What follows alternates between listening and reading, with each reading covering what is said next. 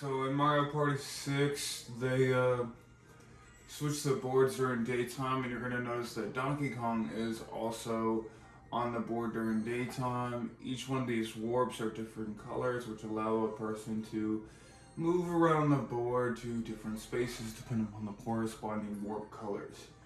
This was a common feature. As you can see, Donkey Kong is now where Bowser was, and he is now the star space instead of the shadow star space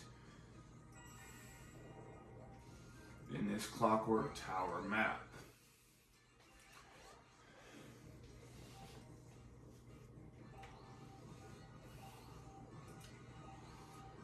And during the sun time, Brighton's shop is basically open to land on and give you some special gifts.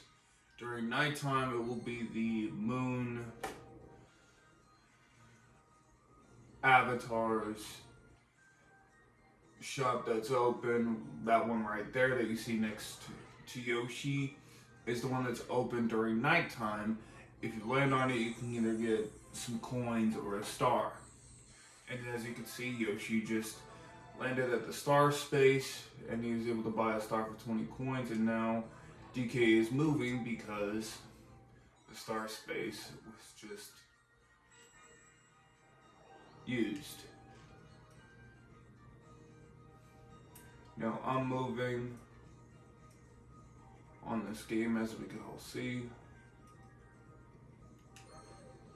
And I'm going to use the warp as well.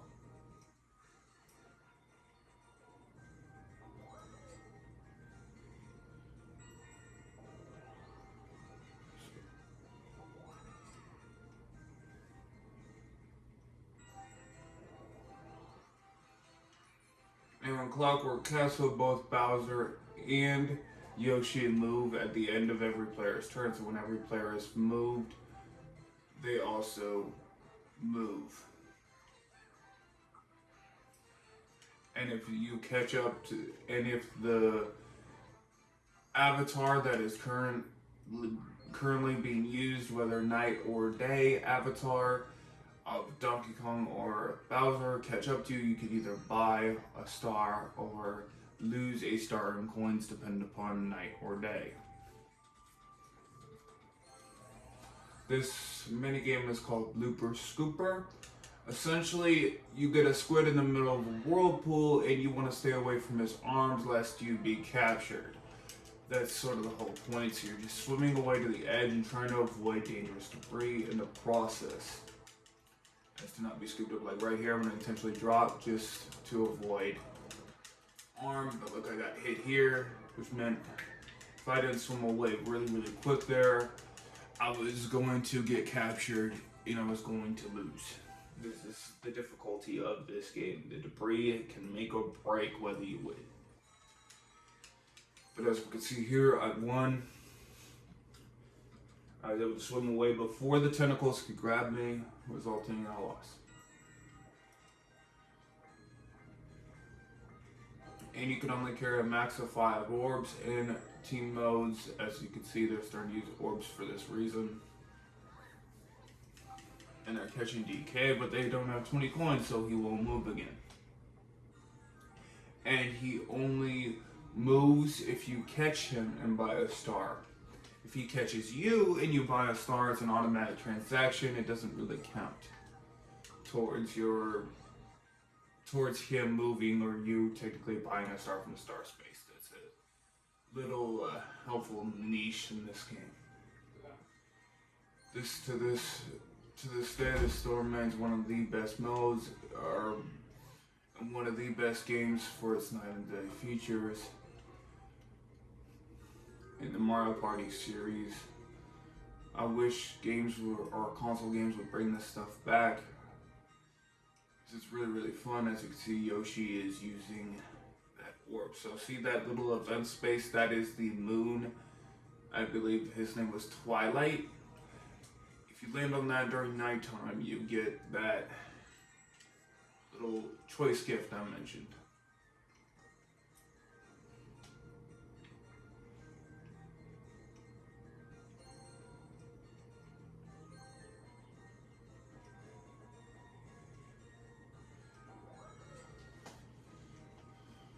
There's my move.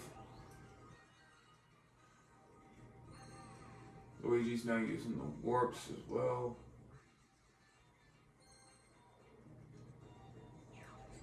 If he had landed on that event space, he would have had a chance at earning a star or points because it is currently daytime. That is the sun avatar brightens space.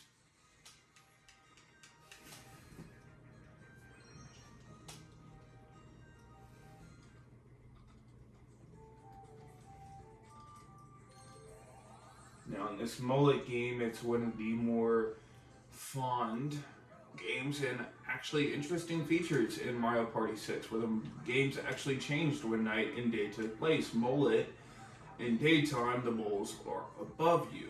At nighttime, they are below you. It's the same game, difference in their positioning depending upon the night and day feature. Another interesting little gimmick they added with this night and day to really capitalize on these features, thus showing their care even more outside of the board towards this product and towards what they wanted.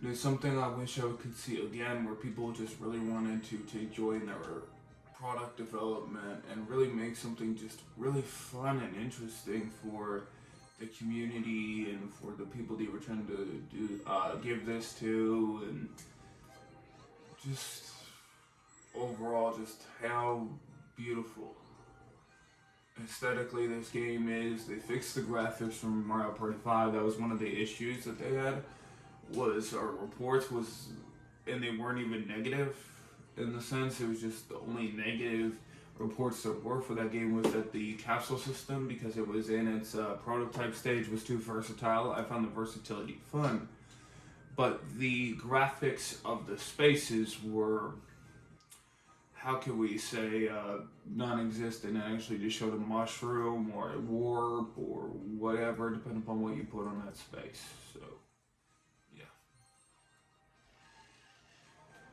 as you can tell, I'm landing on the opposing team's space, but since we do not have orbs, it does not matter. So I can't give him any orbs. So it's just gonna go away instead, and I get nothing. And he's gonna use the warp pipe again, which is gonna put him where DK is. And as you can tell, he's gonna buy a star. That's 20 coins. This is why everyone runs around the warps, because it's that powerful. And when DK does land on a space where there was previously a space hex, the space hex will cease to exist. For those of you who don't know that already. And if you land on your own space hex, you get 5 coins instead of 3. And now DK, using his banana, is gonna do 2 dice blocks. This is the equivalent of a double mushroom item for your avatar players when they're moving spaces for stars.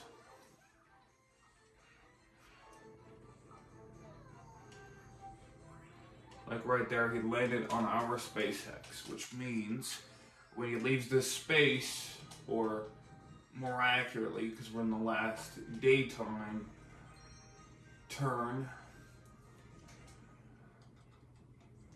our space hex is no longer going to be a space hex. It's going to revert back to its original space, which I believe was a blue space, which means it's going to be a +3 space again. This is common among this board, and its mechanics. Now, what goes up is a mini game that also changes depending upon night or day. When it is daytime, you are going upward, climbing on the backs of these flying turtles in order to get to the highest point. Hence, what goes up. At nighttime, what goes up becomes what goes down. Essentially, it's the same mini game, but you're going down instead of up. Your goal is to hit the bottom and be at the lowest point possible when either the time is up or you reach 0 feet. Usually it's 0 feet when it's at nighttime.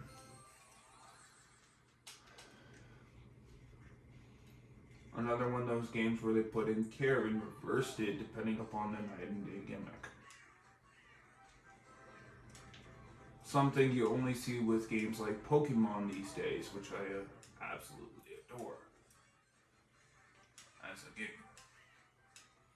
Where these gimmicks were appreciated and put in depending upon the game and what they were trying to do. They put genuine care and thought, and it shows in the product. It's absolutely amazing.